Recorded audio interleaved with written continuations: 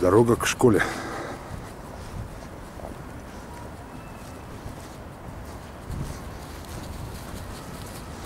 И это тоже ужас.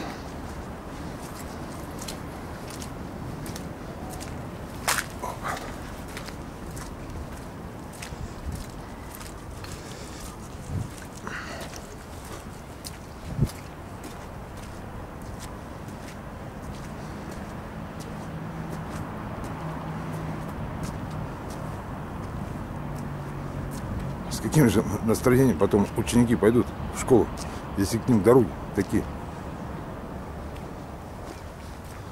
Кирпич упал. Хорошо, никого не придавил.